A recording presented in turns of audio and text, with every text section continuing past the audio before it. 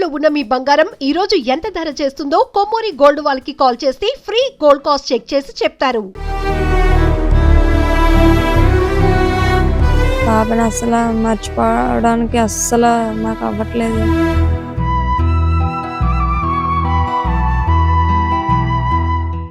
డెబ్బై 77 రోజులుగా ఆ ఇంటి గడప వైపు చూస్తూనే ఉన్నారు ఆ తల్లిదండ్రులు. ఎప్పుడో ఒకప్పుడు తమ చిన్నారి జాను తిరిగి వస్తుందన్న ఆశతో రోజులు గడుపుతున్నారు. 2.5 ఏళ్ల చిన్నారి జ్ఞానేశ్వరి, ముద్దుగా జాను అని పిలుచుకునే ఆ చిన్నారి జూన్ 6న ఇంటి పరిసరాల నుంచి అదృశ్యమైన విషయం తెలిసిందే. ఎన్నో కోణాలలో దర్యాప్తు చేసిన జాను ఆచూకీ మాత్రం ఇప్పటికీ మిస్టరీగానే మారింది. తన పాప కోసం తల్లిదండ్రులు ఏకంగా ఓ యూట్యూబ్ ఛానల్ కూడా ప్రారంభించారు. అసలు ఆ ఛానల్ ఎందుకు క్రియేట్ చేశారు? ఇప్పటి వరకు దర్యాప్తు ఎక్కడి వరకు వచ్చింది? జాను కోసం కుటుంబము ఎలాంటి ఎదురు చూపులు చూస్తోంది?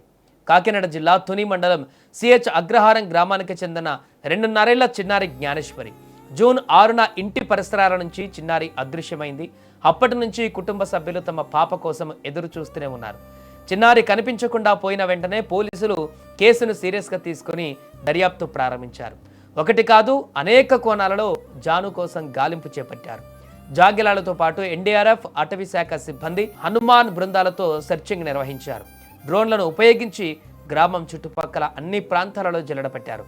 అపహరణ కోణంలోనూ పోలీసులు దర్యాప్తు చేశారు. 6 సెల్ టవర్ల పరిధిలో సుమారు 15,000 ఫోన్ కాల్స్ను విశ్లేషించారు.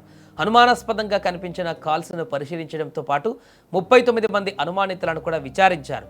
వందలాది సీసీ కెమెరాల ఫుటేజీలను కూడా పరిశీలించారు. కేవలం తుని, నర్సీపట్నం పరిసరాలకే దర్యాప్తును పరిమితం చేయకుండా ఏజెన్సీ ప్రాంతాలలోని పలు గ్రామాలతో పాటు తెలంగాణ, ఒడిశాలోని కొన్ని ప్రాంతాలలోనూ గాలింపు చర్యలు చేపట్టారు. ఇంత పెద్ద స్థాయిలో సెర్చ్ ఆపరేషన్ జరిగినప్పటికీ జాను ఎక్కడుందన్న ప్రశ్నకు మాత్రం ఇప్పటికీ సమాధానం దొరకలేదు. ఇప్పటి వరకు డిపార్ట్మెంట్ కానీ ప్రభుత్వం కానీ చాలా కష్టపడ్డారు. కష్టపడినందుకు చాలా థ్యాంక్స్. ఇకపై కూడా చేస్తారు అని అనుకుంటున్నాను. ఎందుకంటే పాపని అస్సలు మర్చిపోవడానికి అస్సలు మాకు అవ్వట్లేదు. దయచేసి ఇంకా కొంచెం పోలీసు వారు వెతుకుతున్నారు. ఏ అప్డేట్ వచ్చినా సరే మాకు చెప్తున్నారు. అలాగే ఇకపై కూడా సహకరించి మాకు హెల్ప్ చేస్తారు. పాప గురించి తెలుసుకుంటానన్నాను.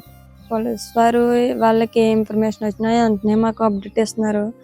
మొన్న ఎక్కడో పాప మిస్ అయింది, ఎక్కడో పాప కనిపిస్తే ఆ పాప ఫోటోలు మీ పాప కదా అని చూడమని చెక్ చేసుకోమని మాకు ఫోటోలు పంపించారు సార్. వెంటనే వాళ్ళకి ఏం తెలిసినా సరే మాకు వెంటనే అప్డేట్ ఇస్తున్నారు పోలీస్ వారు. ఇప్పుడు ఇక జాను ఆచూకీ కోసం తల్లిదండ్రులు ప్రత్యేకంగా జాను తుని 06 పేరుతో యూట్యూబ్ ఛానల్ను కూడా క్రియేట్ చేశారు. ఈ ఛానల్ ద్వారా తమ పాపకు సంబంధించిన జ్ఞాపకాలను భద్రపరచుకోవడంతో పాటు జాను గురించి ఎవరికైనా సమాచారం తెలిస్తే అది పోలీసులకు, మీడియాకు లేదా నేరుగా తమకు చేరుతుందనే ఆశతో ఈ ఛానల్ ప్రారంభించినట్లుగా తల్లిదండ్రులు చెబుతున్నారు. అంటే ఈ ఛానల్ కేవలం వీడియోలు పెట్టడానికి మాత్రమే కాదు, తమ పాప జ్ఞాపకాలను సజీవంగా ఉంచుకోవడంతో పాటు జాను ఆచూకీ కోసం ఒక ఇన్ఫర్మేషన్ ప్లాట్ఫామ్గా కూడా ఉపయోగపడుతుందని కుటుంబ సభ్యులు ఆశిస్తున్నారు. 77 రోజులు గడిచిపోయాయి. రోజులు వారాలైపోయాయి. ఇప్పుడు వారాలు నెలలుగా మారిపోతున్నాయి. కానీ తల్లిదండ్రుల ఆశ మాత్రము తగ్గలేదు. ఇంట్లో జాను అడుగుల చప్పుడు లేదు, చిన్నారి మాటలు లేవు, చెల్లెలితో ఆడుకునే సందడి లేదు. అయినా ఏదో ఒక రోజు గడప దాటి తమ జాను తిరిగి వస్తుందని ఆ తల్లిదండ్రులు ఆశగా ఎదురు చూస్తున్నారు.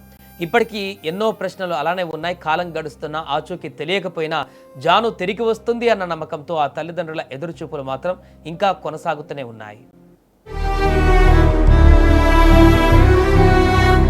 పాపని అస్సలు మర్చిపోవడానికి అస్సలు మాకు అవ్వట్లేదు.